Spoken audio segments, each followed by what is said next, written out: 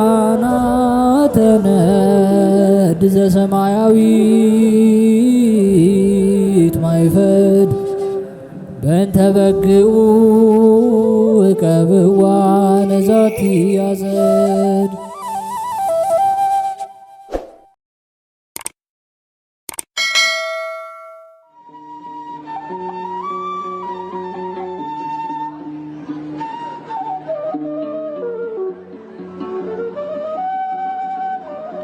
በስመ አብ ወወልድ ወመንፈስ ቅዱስ አሐዱ አምላክ አሜን።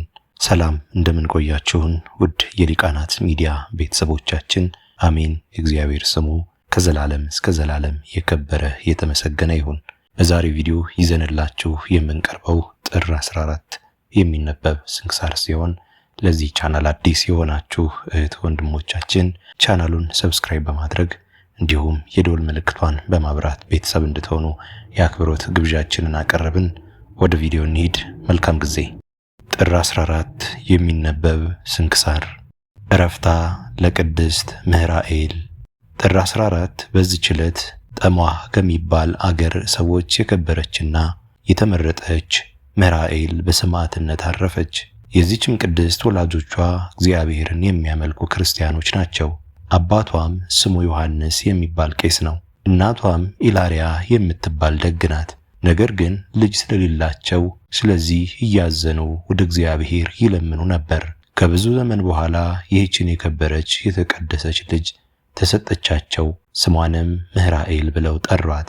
12 ዓመት በሆናት ጊዜ በላይዋ ባደረ በመንፈስ ቅዱስ ስጦታ ድንቆች ተአምራቶችን መስራት ጀመረች።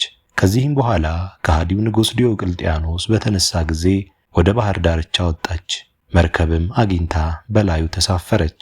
ለሰማዕትነት ከሚሄዱት ጋር በመሄድ ወደ እንጽና ከተማ በደረሰች ጊዜ ስሙ ፍልፍልያኖስ በሚባል መኮንን ፊት ቆመች።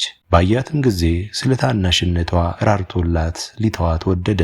ሊተዋትም እንደወደደ አውቃ እርሱንና የረከሱ አማልክቶቹን በድፍረት ረገመች። ስለዚህም መኮንኑ ተቆጣ። ጽኑ የሆነ ስቃይን ማሰቃያት። ከቀናች ሃይማኖታ ሸንግሎ ይመልሳት ዘንድ በተሳነው ጊዜ ጊንጦችን እፉኝቶችንና እባቦችን ሰብስበው በዳውላ ውስጥ እንዲጨምሯቸው እሷንም ከእርሳቸው ጋር በዳውላ ውስጥ እንዲጨምሩ አጥማጆችን አዘዛቸው። እነርሱም እንዲሁ አደረጉ።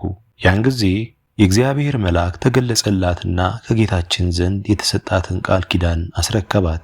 ከዚህም በኋላ ነፍሷን አሳለፈች። የምስክርነት አክሊልንም ተቀበለች። ከዳውላውም ውስጥ አውጥተው በዚያች ቦታ ቀበሯት። ከዚህም በኋላ አባቷና እናቷ በሰሙ ጊዜ ሥጋዋ ወዳለበት ከብዙ ሕዝብ ጋር መጡ። ከዚያም ሥጋዋን አፈለሱና ወሰዷት። በታላቅ ክብርም ገንዘው ባማረች ሳጥን ውስጥ አኖሯት። በስውር ቦታም ያማረች ቤተክርስቲያን ሰሩላት። ከእርሷም ድንቆች ተአምራቶች ተገለጡ። ለእግዚአብሔርም ምስጋና ይሁን። እኛንም በጸሎቷ ይማረን፣ በረከቷም ከእኛ ጋር ትኑር ለዘላለሙ አሜን። የ4034 ጭፍሮች ዕረፍት።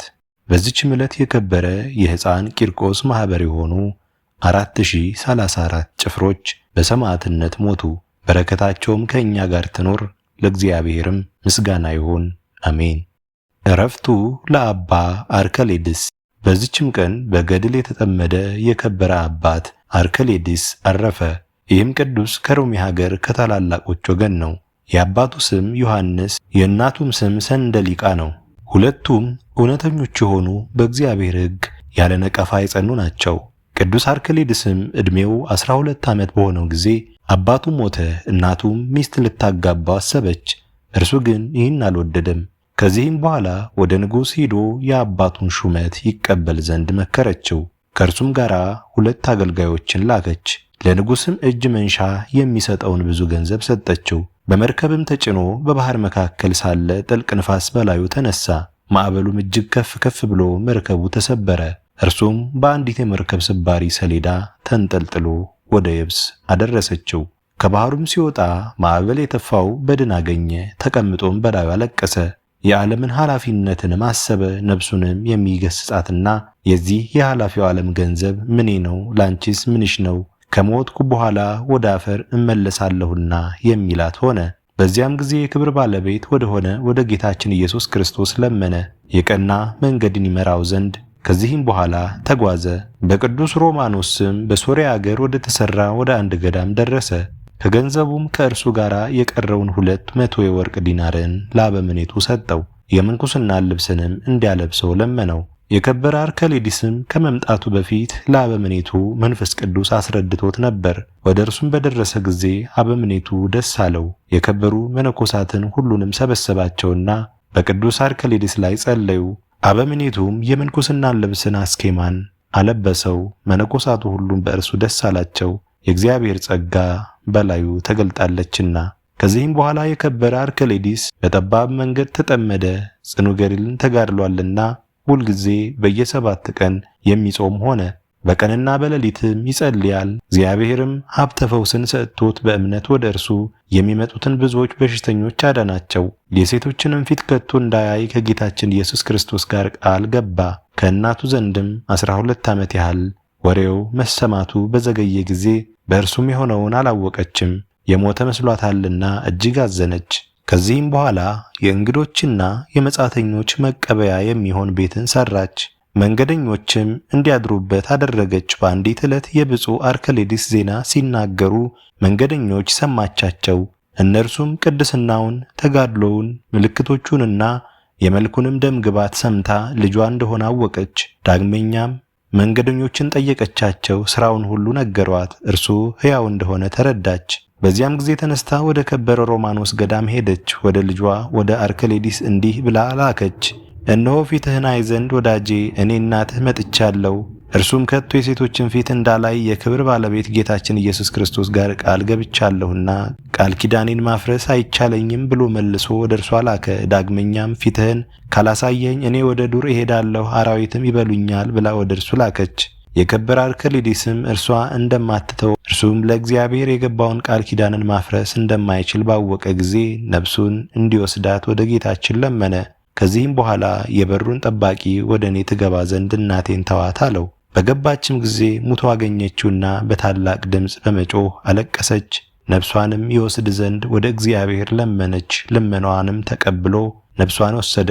ከዚህም በኋላ ስጋዋን ከልጇ ስጋ ለይተው ለብቻዋ ሊቀብሩት ወደዱ። ከከበረ አርከሌዲስም በድን የእናቴን ስጋ ከስጋዬ አትለዩ፣ በሕይወቷ ሳለች ታይኝ ዘንድ ልቧን ደስ አላሰኘሁምና የሚል ቃል ወጣ። ይህንንም ቃል በሰሙ ጊዜ እጅግ አደነቁ፣ እግዚአብሔርንም አመሰገኑት። ሁለቱንም በአንድ መቃብር ውስጥ ቀበሯቸው። ጌታችንም ለበሽተኞች ታላቅ ፈውስን ከስጋው ገለጠ።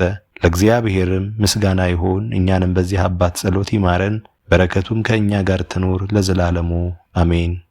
ዕረፍታ ለእምራይስ። በዚህችም ዕለት የከበረች እምራይስ በሰማዕትነት ሞተች። ይህች ብጽዕት በክርስቶስ ሃይማኖት ለጸኑ ለከበሩ አባቶች ልጅ ናት። ፈሪሃ እግዚአብሔርንም እየተማረች አደገች። በአንዲት ዕለት ውሃ ልትቀዳ ወደ ወንዝ ስትወርድ ስለ ክርስቶስ የታሰሩ እስረኞችን አየች። እነርሱም ጳጳሳት፣ ቀሳውስትና ዲያቆናት ናቸው። ከእርሳቸውም ጋር ስሟን ይጽፍ ዘንድ መጋቢውን ለመነችው። መዘገባትም ወደ ከሃዲው መኮንን ወደ ቁልቁልያኖስ አቀረባት። እርሱም ለጣዖት ትሰግድ ዘንድ በብዙ ነገር ሸነገላት። እምቢ ባለችውም ጊዜ ቸብቸቧን ይቆርጡ ዘንድ አዘዘ። ከተባባሪዎቿም ጋር ምስክርነቷን ፈጸመች። ለእግዚአብሔርም ምስጋና ይሁን፣ የሰማዕታትን በረከታቸው ከእኛ ጋር ትኑር ለዘላለሙ አሜን። ዕረፍቱ ለዱማቴዎስ። በዚችም ቀን የዱማቴዎስ ወንድም የከበረ መክሲሞስ አረፈ። እነሆ ገድሉን ከወንድሙ ገድል ጋር በዚህ ወር በ17 ጽፈናል። ለእግዚአብሔርም ምስጋና ይሁን አሜን። አስጀምሮ ላስፈጸመን ለልዑል እግዚአብሔር ክብር ምስጋና ይሁን መቼም መች ለዘላለሙ አሜን።